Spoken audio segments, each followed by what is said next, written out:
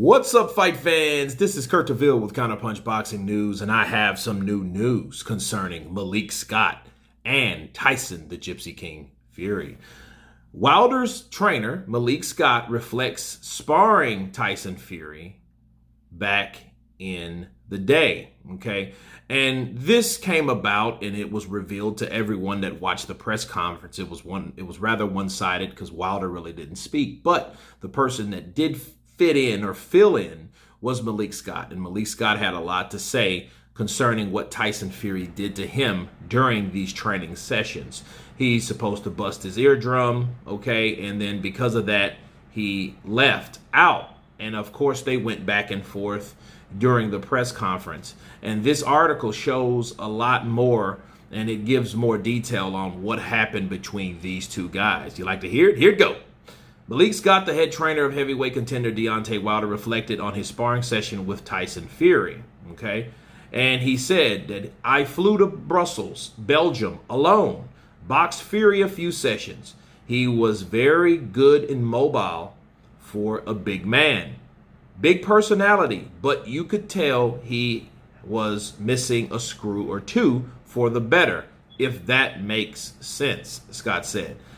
The first session, we sparred. I got hit by a right hook around my guard and it clogged my eardrum. We boxed 8 rounds that day. After that, we did 2 more sessions throughout the week and my ear just got worse and worse. So I decided enough was enough because I was still an active fighter at the time. So I told Tyson Fury's uncle / former trainer, Peter Fury, that would be it for me. They paid me my money, gave me my train ticket, and I wished them luck. And the rest is history. Okay. Now, let me counterpunch.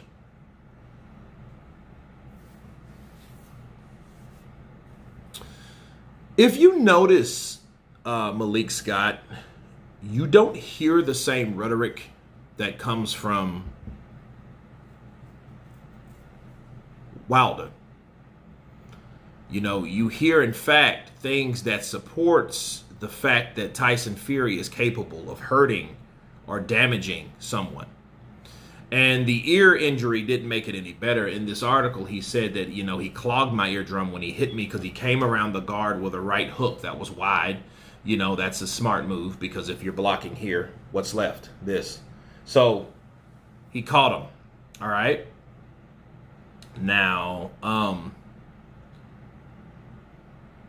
he said that his eardrum was busted. And he said that's funny, that could happen to anybody, and because of that he had to leave. But this, you know, this gave more detail. He just didn't pack up his shit and left. He did it a couple more times, you know, and he was there better part of that week. And looking at that, I think he said he had some screws loose for the better. Probably he was just crazy and eccentric like Tyson Fury is. I think that's what he meant. I don't look too much into that. But he was fighting at the time. So that means that Malik Scott still fought injured, right? Because he had to make money. And just to clear things up to you guys that don't know, if you're paid to spar a fighter to get him prepared for a fight, they get you a certain amount of money. You know, you get a set rate, you agree to that rate, and that's what you're there for. You might be there for a certain amount of weeks or whatnot. But that does not mean you won't get hurt as well, because you're the crash dummy. You're the guy that is hired to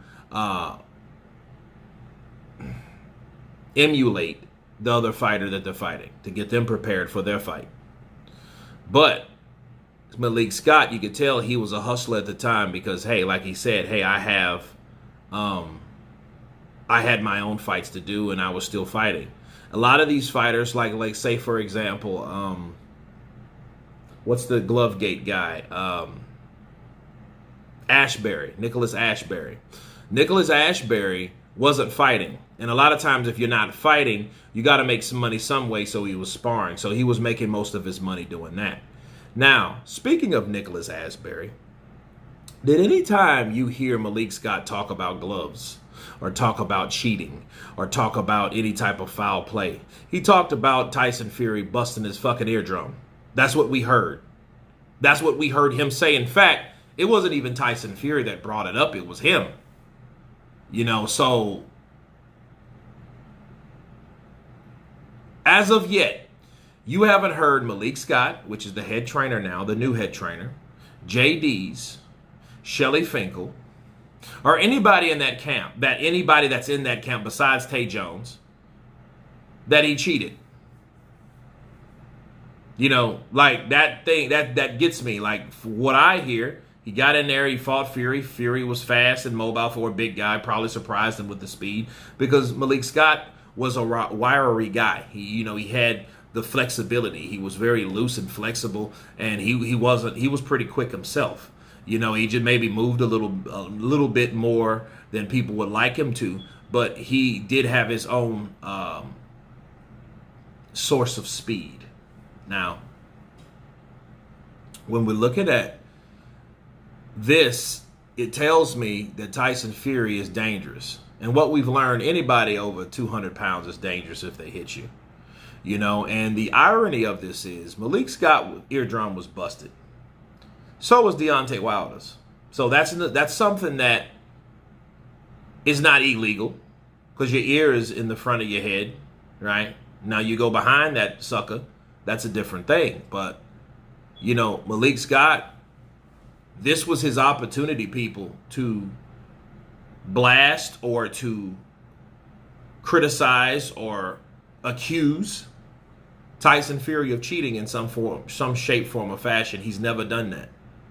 But you have to understand, Malik Scott ain't just popped out of thin air. He was with Deontay Wilder for the last, 4 or 5 fights? Probably more than that, 2 or 3 years. Maybe more than that.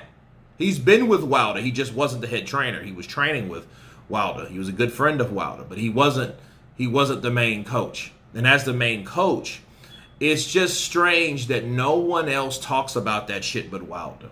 Makes me feel like Wilder and Tay are on the fucking island by themselves. You know what I mean? Because at some point, you should hear Malik Scott giving his 2 cents of agreeance, like, yo, he is a cheater, and this is what happened to me in Belgium, France, and this is why I'm sharing it with you. No, he didn't say that. He said, well, hey, my eardrum was busted and you busted it. That's nothing to play with. That shit happens. This is boxing. You're a big dude, Tyson. What part of that did you hear cheating? What part of that did you hear him talk about wrongdoing from Tyson Fury? Nothing. What did Malik Scott refer to the loss of Deontay Wilder? A bad day at the office. I know that's general, but he could have generalized it. If someone cheated you, but he just looked, well, it just means it's a bad day at the office. He really didn't want to go into it, and he didn't, which could be a good thing because I know he wants to focus on getting the win for Deontay Wilder. And that shit ain't going to make you win thinking somebody cheated or accusing someone of cheating because your energy flow is different. It's different. Okay? It's not going forward. It's going somewhere over here, which it should be going towards that fighter. You know what I mean? But I just find it interesting that Malik Scott did give his 2 cents and go in depth with that sparring session or sessions with Tyson the Gypsy King Fury. You guys tell me what you think of this. In fact, I will leave the link below to this particular website where this article's at. You guys tell me what you think of it. Of course, please subscribe. And you guys been Counterpunch. Peace.